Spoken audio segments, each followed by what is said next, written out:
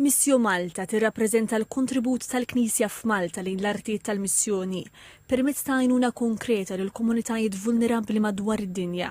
Il-kap tal-komunikazzjoni u l-ġbir ta' fondi tal-organizzazzjoni Robert Farrugia qal li bl-għajnuna finanzjarja tal-Maltin bħalissa Missju Malta qiegħda tmexxi aktar minn 130 proġett fl-Afrika, l-Asja u l-Amerika t'isfel. Daw il-proġetti jvarjaw minn bini ta' borħos. Il-borħos aħna nużawhom biex it-tfal innaqsulhom id-distanza tal-ilma li jimxu biex ikollhom l-ilma. Li ħafna drabi jsibu xi għadira u jkollhom ilma maħmuġ. Ma permezz tal-borħola l-inqas id-distanza li ħajjimxu jkollhom ftit ilma tajjeb, ilma li jistgħu jixorbuh, ilma li jnaqqas il-mart. Allura tintajbulhom ukoll l-għajxin tagħhom. Nibnu ħafna djar għax hemm ħafna nies li ma jgħixux ġo dar sura magħmula mit-tajn, magħmula mill-karti, magħmula mill-skuk u minn biċċiet li jsibu mal-art barra. Semma wkoll il-bini tal-iskejjel u qal li bħalissa madwar 1600 tifel u tifla qegħdin jingħataw edukazzjoni grazzi għal għotja minn benefatturi Maltin ta' 150 euro fis-sena għal kull student.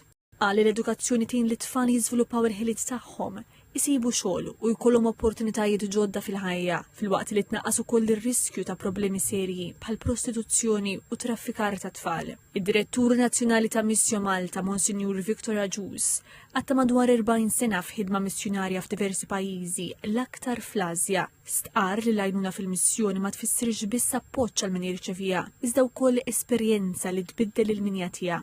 Jew ħaġa meta tkun ma' nies, speċjalment ma' nies foqra, tiskanta kemm meta inti tinsa lilek innifsek u tgħix għalihom, min-naħa tagħhom huma jħossu li hemm xi ħadd li hu foreigner li għalihom huwa tiġi ħaġa kbira li niżel għal-livell tagħhom għax joħobbhom. U allura jinfetħu b'qalbhom kollha biex jituk kull ma jkollhom. Ġifieri dan mhux inti biss qed tagħti, imma jsir ħaġa reċiproka.